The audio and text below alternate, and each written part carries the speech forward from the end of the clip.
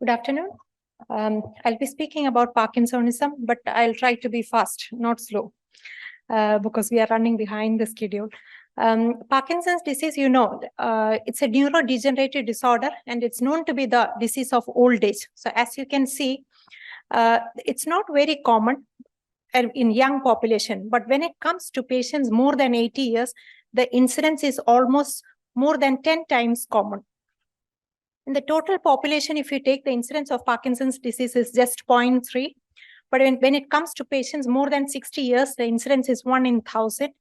And 90% of the Parkinson's disease is idiopathic and sporadic, whereas 10% is hereditary. The life expectancy usually for a treated Parkinson's disease is not affected unless the patient develops dementia and complications resultant to that. So when you say Parkinsonism, it doesn't mean just Parkinson's disease alone. Parkinson's disease is the best type of Parkinsonism which you can get. Rest all are the types of Parkinsonism which you cannot treat much. So when you say Parkinsonism, it encompasses Parkinson's disease. It is because of reduced dopamine secreting cells in the nigrostriatal system. And then you have a whole lot of primary degenerative Parkinsonism, which are otherwise called as Parkinson's plus. That means along with Parkinsonism, they have some plus signs also. We'll discuss it later, which includes progressive supranuclear palsy, multiple system atrophy, corticobasal degeneration. And secondary Parkinsonism is something else. It is secondary to another disease. For example, recurrent strokes resulting in vascular dementia, or toxin like manganese deposition, carbon monoxide poisoning, etc. So when you say Parkinson's disease, it's a classical triad of rest tremor, rigidity, and bradykinesia. And later on, they can have postural instability as well. So we teach the students as TRAP symptoms: tremor, rigidity, akinesia, and postural instability. And rest of the things what you have in Parkinson's disease, micrographia, masked faces, reduced blinking, these are all because of this primary phenomena. For example, micrography, it is because of the stiffness as well as the tremor that the patient has. And for the diagnosis of Parkinson's disease, what is necessary is bradykinesia, because tremor alone can be present in several other situations, rigidity as well. So let us see this lady, the tremor. So you can see that this is rest tremor with arms rested. You can have you see the classic pill rolling tremor of the hand. And usually, as in this video, usually the tremor is asymmetric, at least to start with. And usually that asymmetry will be preserved for some more time, at least for the next 3 years. And then there is re-emergent tremor. Like you notice, like once she holds her hands up, it stops for some time. And then after some time, the tremor re-emerges. This is called re-emergent tremor. So rest tremor and re-emergent tremor are what you see in Parkinson's disease. Now, rest of the manifestations. So what is bradykinesia? What is rigidity? Here you see that asymmetrical tremor, but the hand is very stiff. And we are checking for the movements. You can see that the movements are very slow. That's how we check for the bradykinesia. Hand movements, finger taps, rapid alternating movements. So he can hardly perform this because of the stiffness as well as the bradykinesia. So stages of Parkinson's disease, you have heard about the Bragg staging. Parkinson's disease is because of a synucleinopathy. There is abnormal synuclein deposition in the dopamine secreting cells of the nigrostriatal system. And depending upon where this synuclein is deposited, the patients can have manifestations. So we know that Parkinsonism is diagnosed by its motor features, but actually the disease starts quite early. There are pre-runners of the motor symptoms. So usually what are the pre-runners is constipation, depression, hyposmia, excessive daytime somnolence, and REM sleep behavior disorder. So if a patient have REM sleep behavior disorder and the patient have hyposmia and depression, there is a 50% chance that the patient may develop Parkinsonism. And then early Parkinsonism, they develop the classical TRAP symptoms. And then after a period, they start developing the rest of the symptoms: urinary symptoms, orthostatic symptoms, dementia, hallucinations, psychosis, etc. So why is it so? The Bragg system, usually if you see the progression of Parkinson's disease, the first deposition of synuclein happens in the vagus nerve, in the olfactory nucleus, and then it happens in the medulla oblongata and the locus coeruleus, resulting in depression, REM, sleep behavior disorder, and all. And then it goes to the substantia nigra when you get the motor symptoms. And finally, there is deposition in the cerebral cortex, resulting in dementia and rest of the complications as well. That's why the classical cascade of symptoms, non-motor symptoms to start with, then the motor symptoms, and then the complications. So staging of Parkinson's disease, usually we stage it into mild, moderate, and severe stages. So if you can see the staging system, the Horn-Antiar staging, once the patient start having postural instability, that's when we say that the patient has advanced or moderate or severe Parkinson's disease. Until that time, we consider it as early Parkinson's or mild Parkinson's disease. So current available option, is there anything which can slow, stop, or reverse neurodegeneration in Parkinson's disease? Several medications have been tried to see whether that you can delay the progression, prevent the onset of Parkinson's disease, at least in hereditary Parkinson's disease and all. But none of the medications have been of proven benefit to reduce the progression or prevent Parkinson's disease. So there is no effective neuroprotective agent, but there is something else.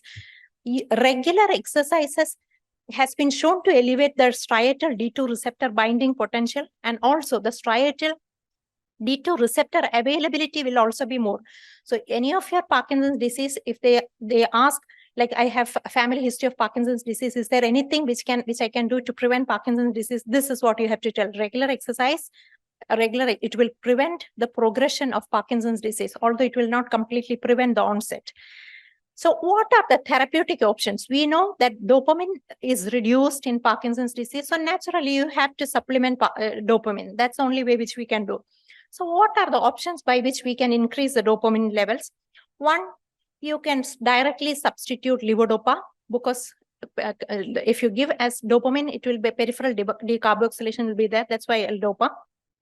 Or you can give dopamine agonist to improve the neurotransmission over there.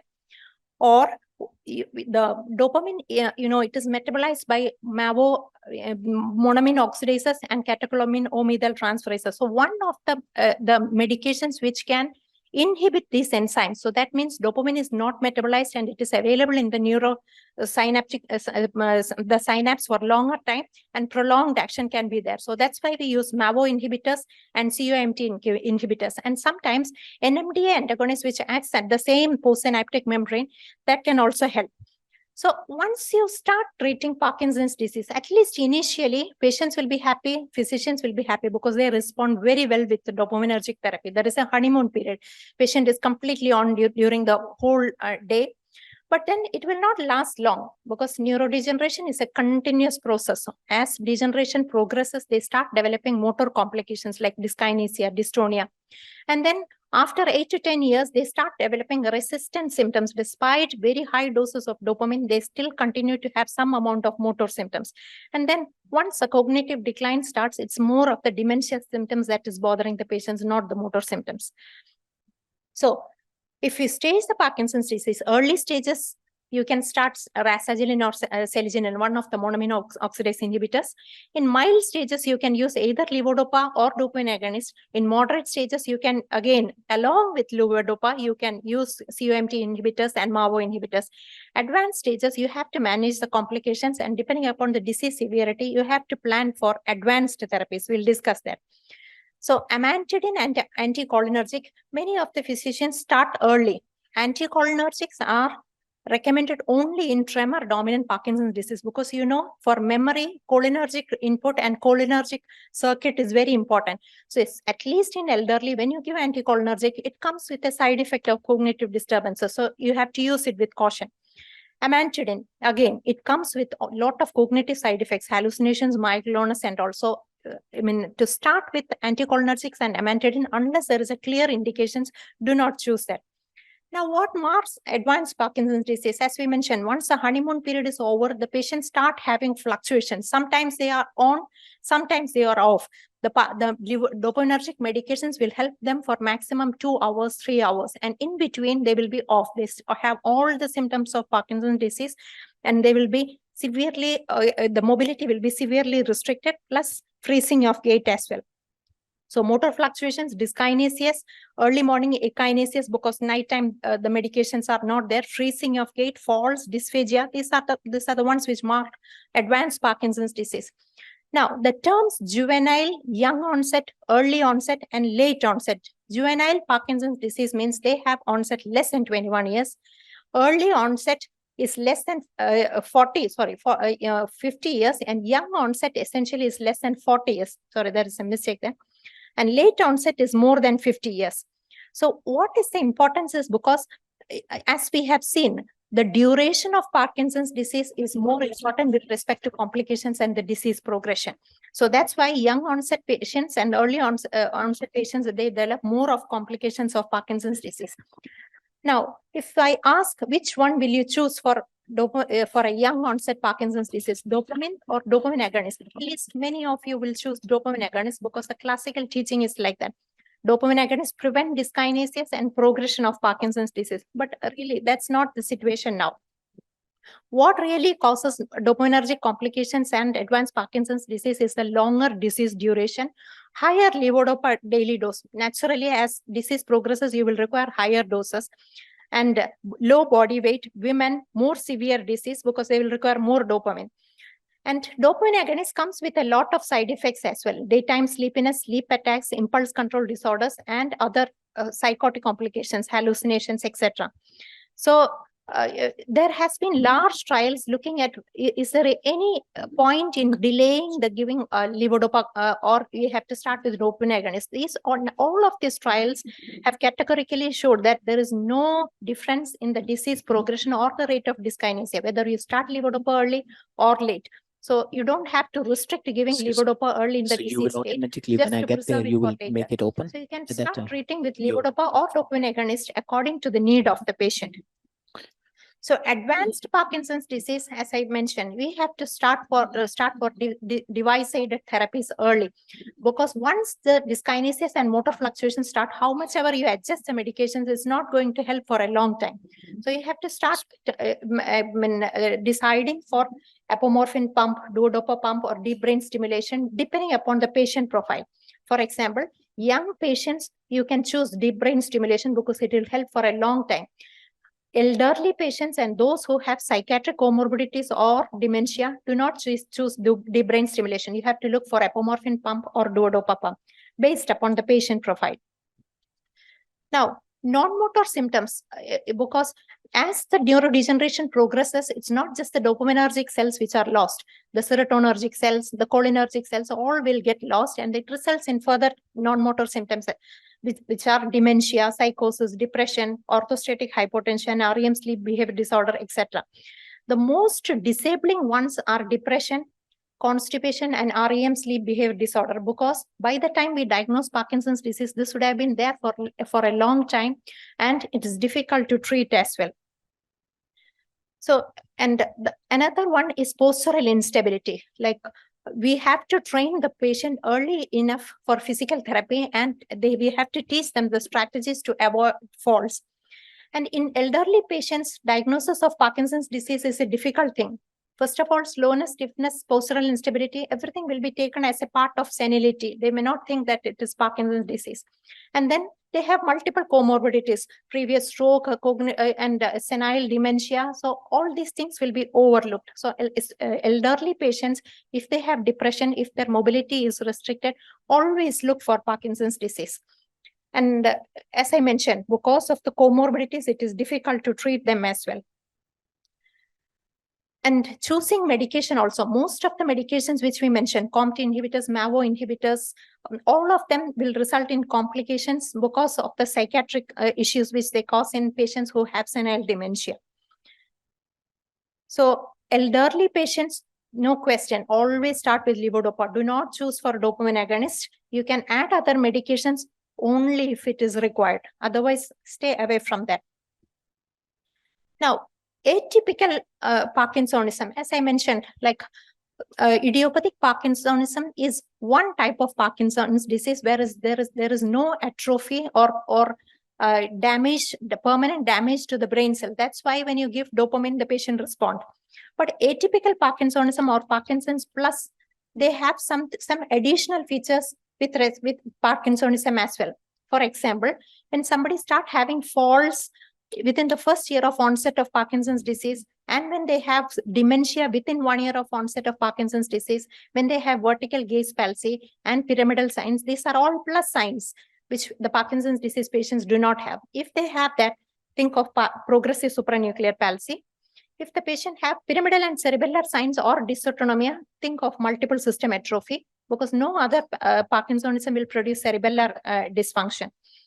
When the patient has dementia within 1 year of onset of Parkinson's disease with visual hallucination, and if they are sensitive to antipsychotic medications, then you have to think about Lewy body disease. And if the patient has other symptoms, pyramidal signs, apraxia, alien limb phenomenon, look, the diagnosis indicated is corticobasal syndrome. Why is it like that? Because you know that Parkinson's disease is a synucleinopathy. Same synuclein deposition can produce multiple system atrophy and Lewy body dementia as well.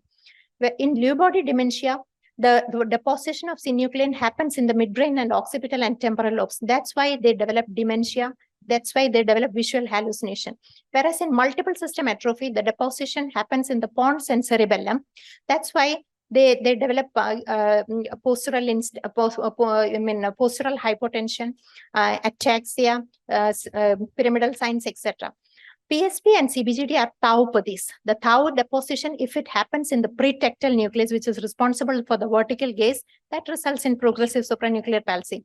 If it happens in the basal ganglia and in the neocortex, especially the parietal lobe, that's when corticobasal syndrome results, like as the name suggests, cortex as well as the basilar region, corticobasal degeneration.